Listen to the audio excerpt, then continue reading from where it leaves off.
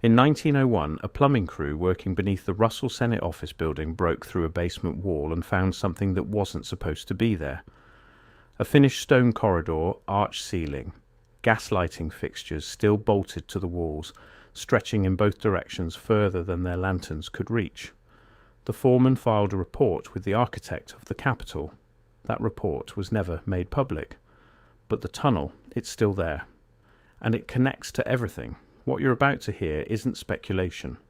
It's architectural evidence hiding in plain sight, exposed through construction permits, old engineering surveys and photographs that the federal government itself published, then quietly buried in archives nobody visits.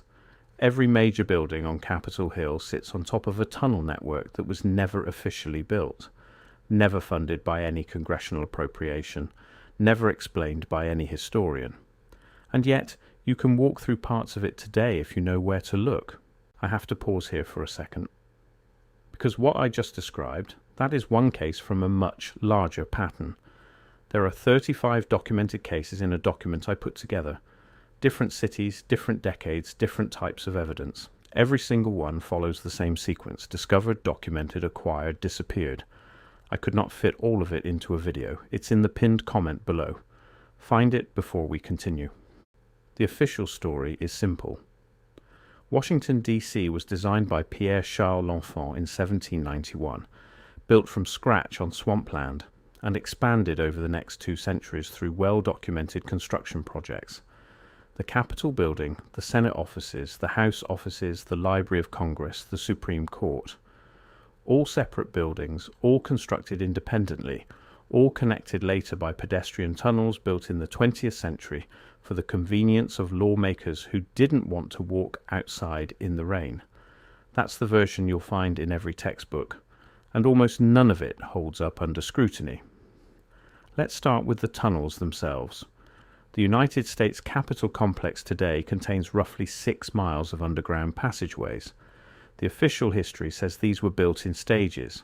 The first tunnel supposedly connected the Capitol to the Russell Building around 1909. Additional tunnels followed over the decades, linking the Rayburn Building, the Dirksen Building, the Hart Building, the Library of Congress, and the Supreme Court. Most of these tunnels contain small subway cars that ferry legislators back and forth for votes. Here's the problem. Construction photographs from the Russell Building project, which began in 1903, show workers excavating foundations and encountering pre-existing underground chambers. Not natural caves, not collapsed colonial-era structures. Finished rooms with stone walls, vaulted ceilings, and drainage channels cut into the floor. The architect of the Capitol's own records from that period reference subterranean improvements already in place, without ever explaining who put them there or when. This wasn't a one-time discovery. When the Rayburn House office building was constructed between 1955 and 1965, the excavation reached depths of over 50 feet in certain areas. Workers found tunnel segments running northeast toward the Capitol and southeast toward the Navy Yard that didn't correspond to any known infrastructure. The project engineers incorporated these existing passages into the building's basement levels rather than filling them in. This is documented in the Army Corps of Engineers site reports, which are technically public record but have never been digitized or made searchable online. Now, you might be thinking that old cities have old tunnels, sewers, water mains, utility corridors. That's true. But the tunnels beneath Capitol Hill aren't utility corridors. They're too wide, too tall, and too well constructed. Several of them feature the same Romanesque arch ceilings and dressed stone walls that you see in the older sections of the Capitol building itself.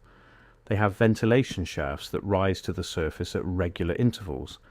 Some of them have alcoves built into the walls at consistent spacing, as if designed for storage or habitation. These aren't sewers, these are infrastructure built for people, and they all connect. This is the detail that separates the Capitol Tunnel network from random underground discoveries in other cities. Every major building on Capitol Hill, from the Capitol Dome to the newest Senate office building, sits on top of passages that feed into the same central system. Not a web of disconnected corridors built by different agencies at different times. A unified network with consistent construction standards, consistent dimensions, and consistent orientation. The tunnels run on a grid that mirrors the street layout above, which itself mirrors Linfin's original 1791 plan. Think about what that means. If the tunnels follow Linfin's grid, they were either built at the same time as the city's surface streets, or they were already there when Linfin drew his plan. Either answer demolishes the official timeline. Let's look at Linfin himself for a moment, Pierre Charles.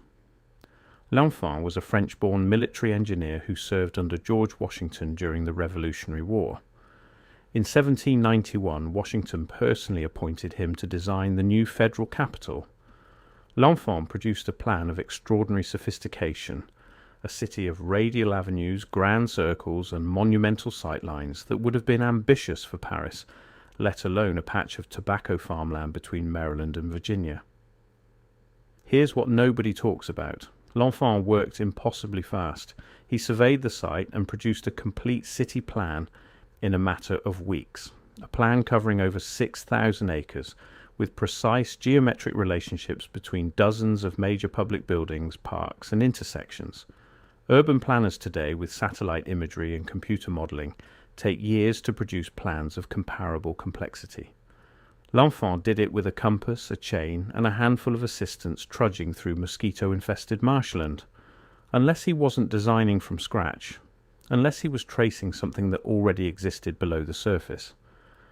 The standard explanation is that Linfin was simply a gifted designer, inspired by Versailles and other European capitals. But his plan has features that don't make sense for a city being built from nothing on empty land. The diagonal avenues create intersections at angles that are useless for horse-drawn traffic, but perfect for managing pedestrian flow through a dense urban grid. The monumental axes align with astronomical bearings that would only matter if you were working with pre-existing survey markers. And the spacing of the major public buildings corresponds almost exactly to the spacing of the tunnel junctions beneath them. Linfin didn't design a city on blank terrain. He designed a city on top of something that was already there. This theory gets stronger when you look at the construction timeline. The Capitol building's cornerstone was laid in 1793, but the building wasn't completed until 1826, and the current dome wasn't finished until 1866. During that 70-year construction period, workers repeatedly encountered underground structures that the architect of the Capitol attributed to prior excavations without specifying who had done the excavating or why. Benjamin Henry Latrobe, who served as the architect of the Capitol from 1803 to 1817, wrote in his personal correspondence about vaulted chambers beneath the foundation that he chose to incorporate into the building's basement rather than destroy. He described them as of excellent workmanship, superior in some respects to our own. Latrobe wasn't the only one who noticed. Thomas Ustick Walter, the architect who designed the current Capitol dome between 1855 and 1866, documented extensive underground spaces during the dome's construction. His engineering drawings, held by the Library of Congress, show basement levels that extend far deeper than the building's official floor plans indicate. Some of these drawings include notations about existing passages running outward from the Capitol's sub-basement in multiple directions. Now let's talk about what's inside these tunnels, because the architectural evidence is just the beginning. In 1897, during renovations to the Capitol's west front, workers discovered a sealed corridor that contained gas lighting infrastructure of a type that predated the Capitol building itself. The fixtures were designed for coal gas, a technology that wasn't commercially available in the United States until the 1810s, but that had been used in certain European cities since the late 1700s. The fixtures in the tunnel were of a design consistent with late 18th century British manufacturing. They had no maker's marks and no documentation connecting them to any known installation project. Gaslighting in a tunnel beneath a building that was supposedly under construction at the time, installed by nobody, funded by nobody, documented by nobody, this pattern repeats across the entire network. The tunnel segments that have been examined by independent researchers, mostly during brief windows when construction projects made them temporarily accessible, show a consistent set of features. Dressed limestone walls, brick vaulted ceilings, drainage channels with copper fittings, ventilation shafts with cast iron grates, and in several locations remnants of a narrow gauge rail system with iron tracks set into the floor. The narrow gauge rails are particularly interesting. The official Capital subway system was installed in 1909, running electric cars on standard gauge tracks between the Capitol and the Russell Building. But the narrow gauge rails found in the deeper tunnel segments are older, cruder, and designed for a different purpose. They're consistent with mining railways or industrial transport systems from the mid to late 19th century. Except they're not in a mine. They're beneath the United States Capitol.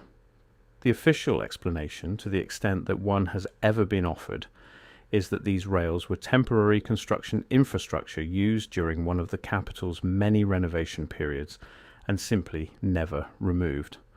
But the rails run through tunnel segments that the government claims were never part of any construction project. They connect spaces that weren't supposed to exist. Here's where the economic angle comes in, because this isn't just a story about mysterious tunnels. It's a story about who built them, why, and where the money came from. The construction of Washington, D.C. was chronically underfunded from the start. Congress was notoriously stingy with appropriations for the capital city throughout the 19th century. The Capitol building itself went decades with unfinished wings and a leaking temporary dome because lawmakers wouldn't approve the spending.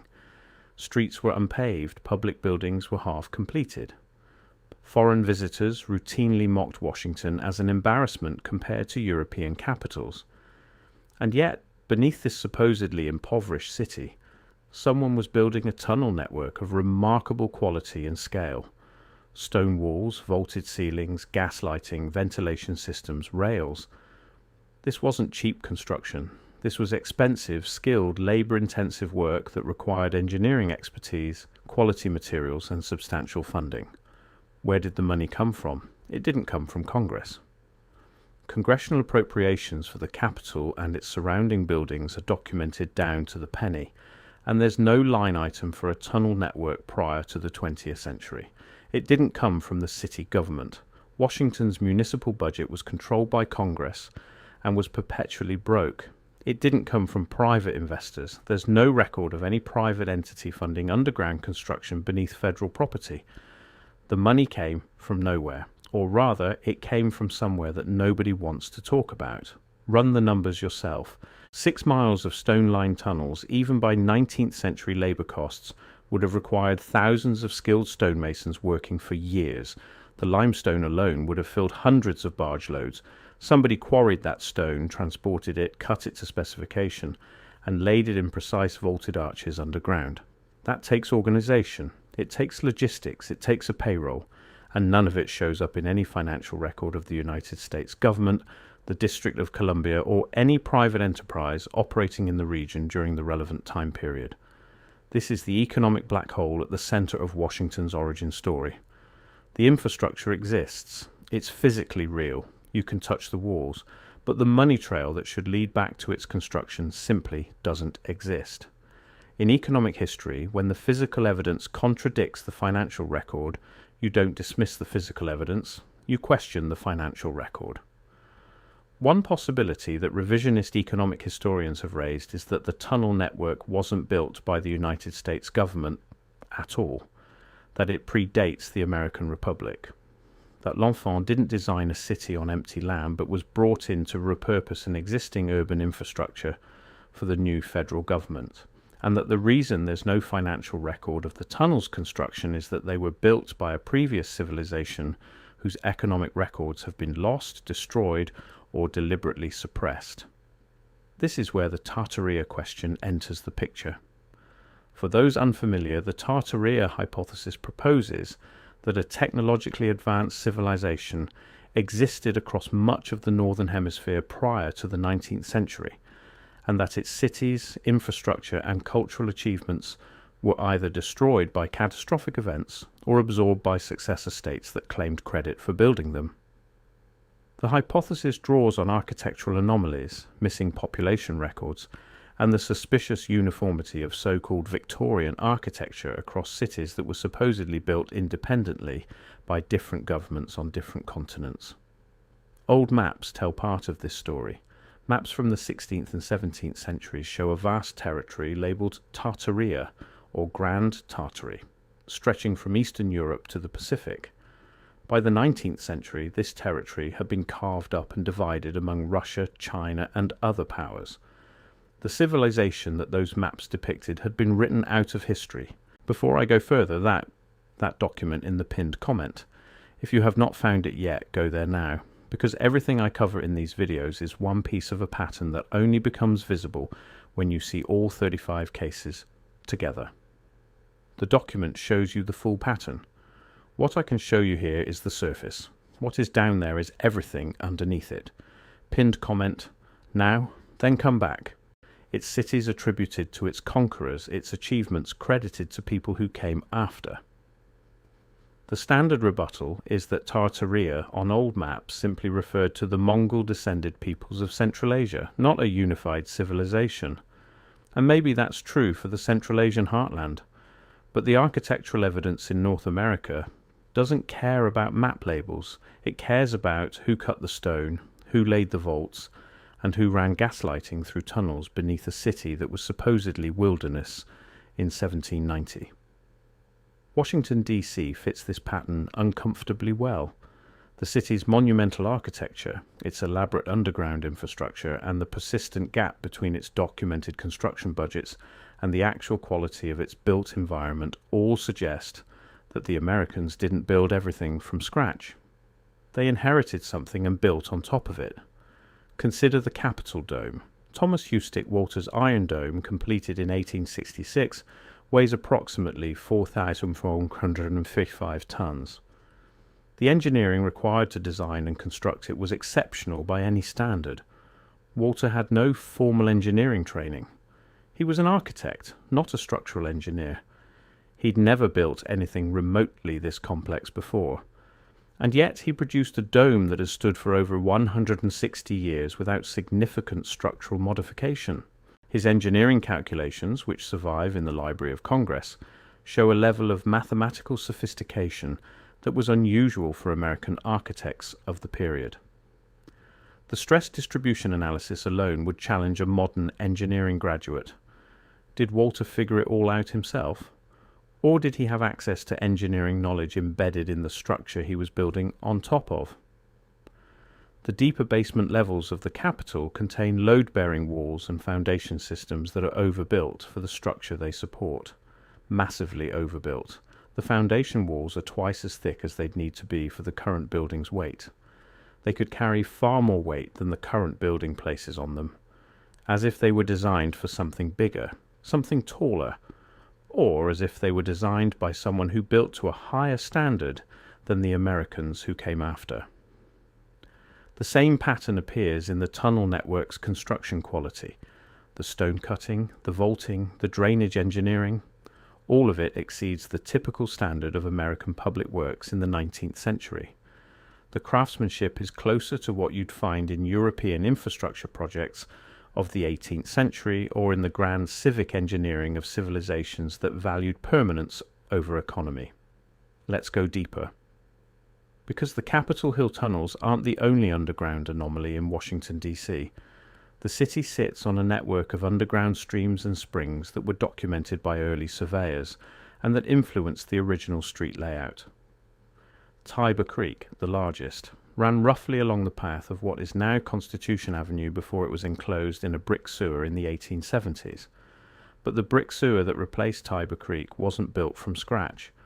Workers constructing it found that sections of the creek had already been channeled through stone-lined underground passages of unknown origin.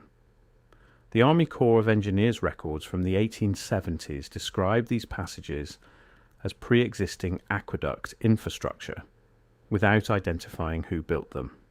An aqueduct system, beneath a city that was supposedly carved out of wilderness less than a century earlier, built by nobody, funded by nobody, documented by nobody. The Smithsonian Institution's original building, the Castle, was completed in 1855 on the National Mall. During its construction, workers discovered underground chambers beneath the building site that architect James Renwick Jr. incorporated into the castle's basement. These chambers weren't natural formations, they had finished walls and showed evidence of previous use.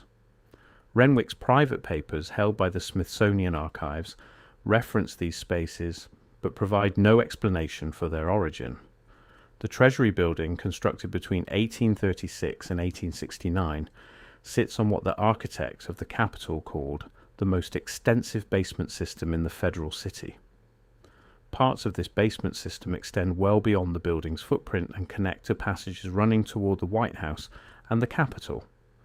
The Treasury's underground vaults, which once held the nation's gold reserves, were built into chambers that Treasury Department records acknowledge were pre-existing at the time of construction. Every time someone digs beneath Washington, D.C., they find something that isn't supposed to be there. And every time the discovery is quietly incorporated into whatever's being built, attributed to vague prior construction, and never investigated further. This brings us back to the central mystery. All the Capitol basements connect to the same tunnel, not through 20th century pedestrian passages built for congressional convenience, through a deeper, older network that predates every building sitting on top of it. The implications of this are staggering if you think them through. If the tunnel network is a unified system built before the American Republic, then Washington, D.C. wasn't founded on empty land. It was founded on the ruins of something else, something substantial enough to require a 6-mile underground infrastructure, something wealthy enough to build it in stone with gas lighting and rail transport, something organized enough to lay it out on a precise geometric grid, and someone made a deliberate decision to build the new American Capitol directly on top of it. That decision wasn't accidental. George Washington personally selected the site for the Federal District. He overrode objections from congressmen who wanted the Capitol in Philadelphia or New York, cities with established infrastructure and economic activity. Washington insisted on the Potomac site, a location that most contemporaries considered undeveloped and undesirable. He visited the site multiple times during the planning process. He walked the ground with L'Enfant. What did they see? What did they know about what was beneath their feet? There's a detail in L'Enfant's correspondence that most historians overlook. In a letter to Washington dated 1791, L'Enfant describes the site's advantages in terms that go beyond topography and navigation. He writes about the disposition of the ground being favourable to the plan in ways that suggest he wasn't starting from a blank slate. He references existing improvements without specifying what they were. Historians have interpreted this as a reference to the scattered farms and settlements in the area. But farms and settlements don't dictate the layout of a monumental city. Underground infrastructure does. L'Enfant was fired from the project in 1792 after clashing with local landowners and commissioners. The official reason was his difficult temperament. But the timing is suspicious. He was removed just as construction was beginning, at the precise moment when excavation would have revealed whatever was beneath the surface. His replacement, Andrew Ellicott, completed the survey work but had no authority over the architectural vision. The design was locked in. The buildings would go where L'Enfant said they should go, directly on top of the tunnel junctions. Fast forward to the present day. The Capitol Tunnel network is now one of the most heavily secured spaces in the United States. After September 11th, access to the tunnels was restricted even further. Security cameras, biometric locks, and armed Capitol Police guard every entrance. The tunnels that legislators use daily are the modern, well-lit passages with their little subway cars and gift shops. But beneath those tunnels, the older network remains, sealed off in most places, accessible only to maintenance crews and security personnel with the highest clearances. In 2001, during security upgrades following the September 11th attacks, contractors working beneath the Capitol discovered a sealed passage that wasn't on any existing map. The passage ran southwest from the Capitol's sub-basement toward the direction of the Washington Monument. It was constructed in the same dressed stone style as the other pre-existing tunnel segments. Capitol Police sealed it immediately and classified it as a security matter. No public report was ever issued, no congressional committee held a hearing, no historian was invited to examine the find. A stone corridor of unknown origin, running beneath the seat of American democracy, and the official response was to lock the door and pretend it wasn't there. In 2016, during construction of the Capitol Visitor Center, workers again encountered unexpected underground spaces. The Visitor Center project, which ultimately cost $621 million, more than 3 times its original budget, required extensive excavation on the Capitol's east front. The cost overruns were officially attributed to design changes and security requirements. But congressional testimony from the project's oversight hearings includes oblique references to site conditions that required additional engineering work. No one elaborated on what those conditions were. No journalist pressed the point. The $621 million price tag was approved, the questions evaporated, and the visitor center opened with a gift shop and a food court sitting directly above spaces that nobody is willing to discuss publicly. $621 million for a visitor center, with unexplained cost overruns tied to mysterious underground site conditions. Where did that money actually go? What did they find down there? And why won't anyone talk about it? The pattern is consistent across 2 centuries. Discovery, incorporation, silence. Every generation of builders encounters the same underground network. Every generation quietly builds on top of it.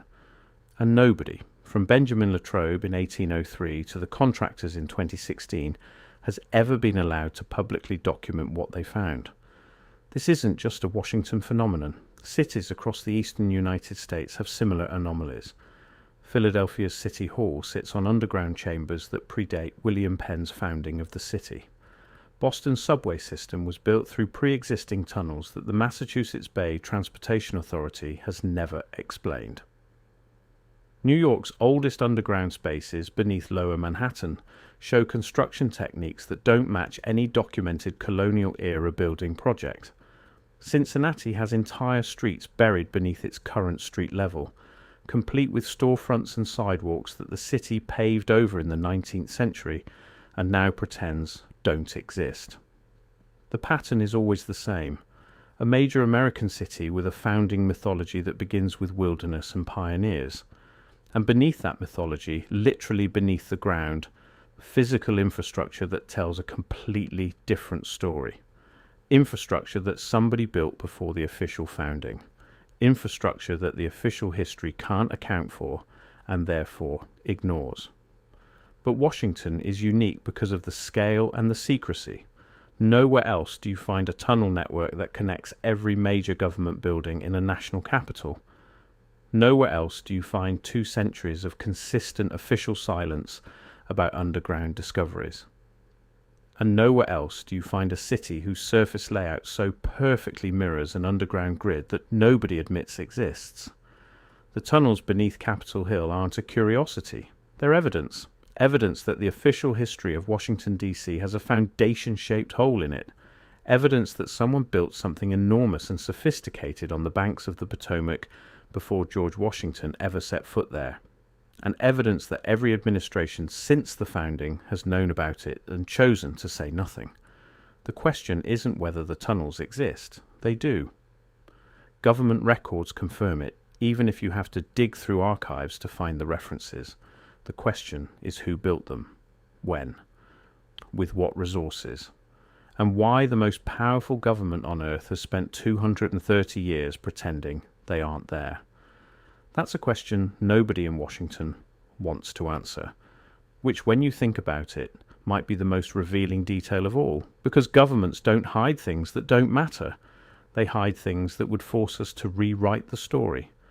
And the story of America's founding, of a nation built from nothing on empty land, by self-made men with no help from anyone who came before, is the one story Washington will protect at any cost. The tunnels are still down there.